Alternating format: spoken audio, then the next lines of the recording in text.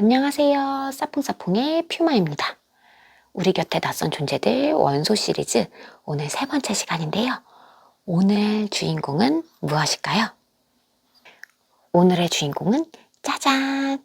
여기에도 있고 그리고 여기에도 있어요. 연필심의 흑연과 반지의 다이아몬드를 이루고 있는 원소, 바로 탄소예요. 까맣고 잘 풀어지는 흑연과 투명하고 단단한 극강의 보석 다이아몬드는 사실 100% 탄소로만 이루어져 있어요. 하지만 색깔도 성질도 완벽하게 다르죠. 왜냐하면 탄소가 결합된 종류와 배열이 다르기 때문이에요. 구조가 다른 거죠. 흑연은요, 탄소가 얇은 층을 만들고요. 이 얇은 층들이 겹겹이 쌓여서 두껍게 만들어져요. 우리가 연필로 사용할 때에는 이 두꺼운 흑연의 한 층이 스르르 벗겨지는 거죠. 반면에 다이아몬드는 탄소 원소 하나에 탄소 4개가 마치 피라미드처럼 단단하게 얽혀있는 모양이에요. 절대 부서지지 않죠. 이런 다이아몬드를 만들기 위해서는 아주 깊은 땅 속으로 들어가야 돼요. 150에서 200km 깊이까지 파고 들어가야 되고요. 5만 기압의 힘으로 눌러줘야 됩니다. 거기에 더해서 1200에서 1300도의 아주 뜨거운 열을 가해줘야지 비로소 다이아몬드가 생겨요. 굉장히 어려운 일이기 때문에 지구에는 다이아몬드가 220톤에서 340톤 정도밖에 묻혀있질 않아요. 이렇게 귀한 다이아몬드가 하늘에서 비처럼 쏟아지는 곳이 있어요. 우리 태양계의 가장 바깥 행성인 천왕성과 해왕성에서예요. 이곳에서는 대기에 메테인이 섞여 있어요. 그리고 이 메테인이 분리가 되면서 탄소끼리 뭉쳐져서 다이아몬드가 되고 비처럼 내리고 있는 거예요. 그래서 저는 옛날에 이런 흐뭇한 생각을 한번 해봤어요. 내가 해왕성에 가서 다이아몬드를 싹 쓸이해오면 얼만큼 부자가 될까? 상상만 해도 너무 행복하죠? 그런데 이 행복한 상상은 모두 끝이 나버렸습니다. 왜냐하면 실험실에서 다이아몬드를 만들 수 있게 됐거든요. 랩그로운 다이아몬드인데요. 탄소 가루를 그냥 뭉쳐서 다이아몬드로 만드는 거예요. 천연 다이아몬드보다는 가격이 무려 10분의 1밖에 안 되고요. 하지만 색깔, 물리적인 특성, 화학적인 특성, 광학적인 특성까지 모두 천연 다이아몬드와 똑같아요. 이렇게 만들어진 다이아몬드는 반지에만 사용되는 것이 아닙니다. 매우 단단하기 때문에 강철을 자르는 톱날, 콘크리트를 뚫는 드릴, 우주 탐사선의 카메라 렌즈에도 사용이 되고 있어요. 그럼 다시 우리 탄소로 돌아가서요. 탄소가 이렇게 여러 구조를 할 수 있는 이유, 바로 탄소의 8의 개수 때문입니다. 탄소는 4개의 팔을 가지고 있거든요. 근데 이 팔 4개는요, 원소들이 가질 수 있는 최대의 팔의 개수입니다. 이 팔을 이용해서 레고 블록처럼 뗐다 붙였다 다양하게 조립을 할 수 있는 거예요. 그래서 팔 하나씩 붙여서 단일 결합, 2개씩 붙여서 이중 결합, 3개씩 붙여서 삼중 결합은 물론이고 일렬로 이어서 만들 수도 있고요. 중간에 가지를 칠 수도 있고요. 그리고 고리 모양으로도 만들 수가 있어요. 그래서 지구상의 탄소 화합물들은 무려 1000만 종 이상이 된다고 합니다. 거기에다가 지구를 이루고 있는 물질의 80%를 차지하고 있어요.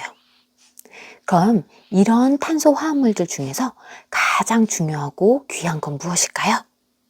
바로 퓨마, 콩떡이, 그리고 여러분들이에요. 바로 생명체들이에요.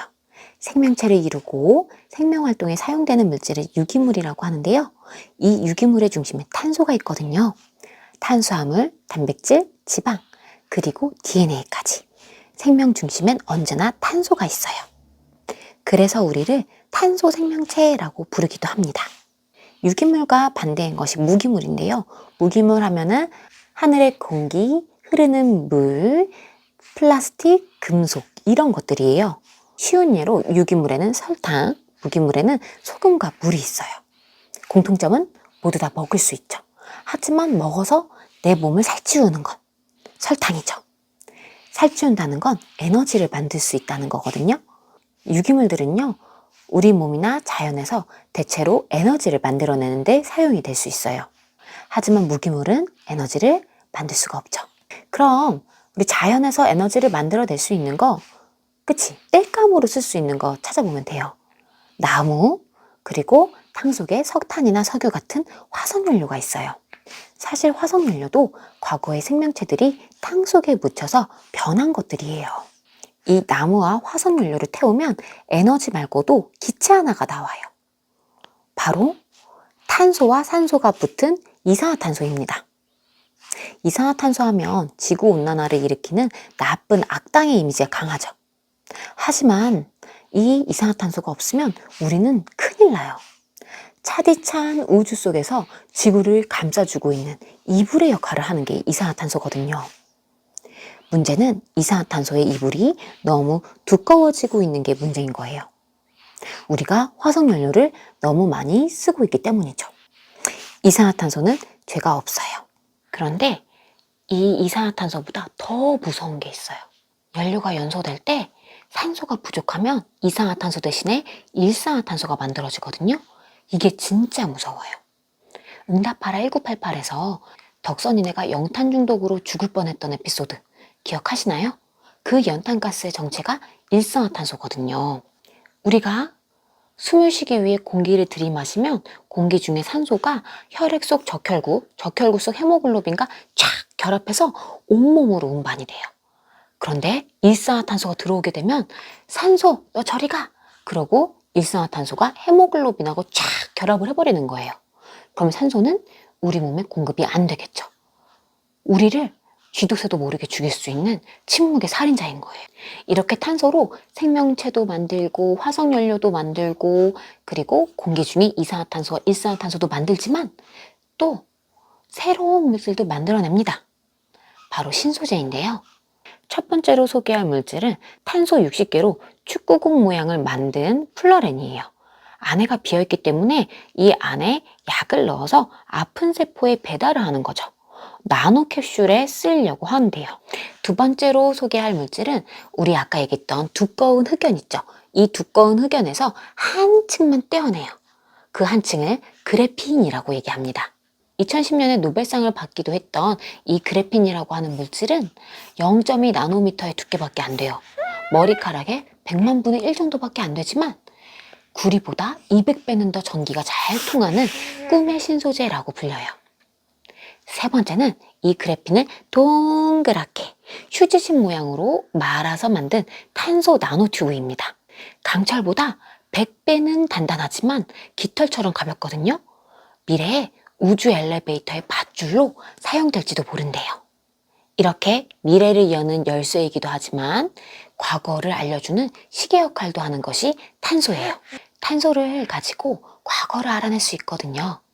자연사 박물관에 그 화석들, 나이를 어떻게 알아내는지 궁금하지 않으세요? 화석들도 생명체였기 때문에 탄소가 들어있어요. 그리고 그 탄소들 중에는 무거운 탄소들이 조금 섞여 있거든요. 무거운 탄소는 시간이 지나면 다른 원소로 바뀌게 돼요. 그러면 시간이 지날수록 무거운 탄소는 점점 줄어들게 되고 새롭게 만들어지는 원소는 늘어나겠죠. 이렇게 무거운 탄소와 새로 태어난 원소의 비율만 알아내면 얼만큼 시간이 지났는지 알아낼 수 있는 거예요. 그래서 생명체가 죽은 시간을 역추적할 수 있는 거죠. 탄소를 이용하면 최대 5만 년 전까지의 과거를 알아낼 수 있다고 합니다. 코스모스의 저자 칼 세이건은 우리는 우주의 먼지다 라는 멋진 말을 남겼습니다.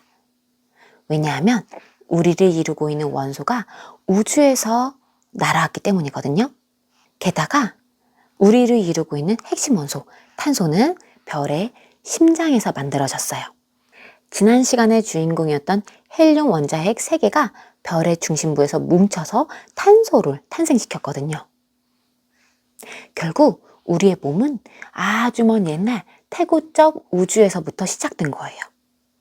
그리고 우리의 몸은 언젠간 죽어서 땅속에 묻히고 화석연료가 될 수도 있겠죠. 화석연료는 다시 태워져서 공기 중에 이산화탄소가 되고 이산화탄소는 식물이 흡수해서 열매가 될 거예요. 그 열매는 또 다른 생명체의 일부가 되겠죠. 우리는 우주를 떠도는 별의 후손이자 수억 년 전의 티라노사우루스와 탄소를 함께 공유하고 있는지도 몰라요. 그리고 먼 미래에 우리의 몸을 이루고 있는 탄소는 다시 우주에서 별이 될지도 모릅니다. 우리 곁에 낯선 존재들 원소 시리즈 3번째 시간이었는데요. 이렇게 무궁무진한 탄소 이야기, 오늘은 여기서 마치도록 하겠습니다. 다음번에 더 재미있는 이야기로 만나요. 안녕.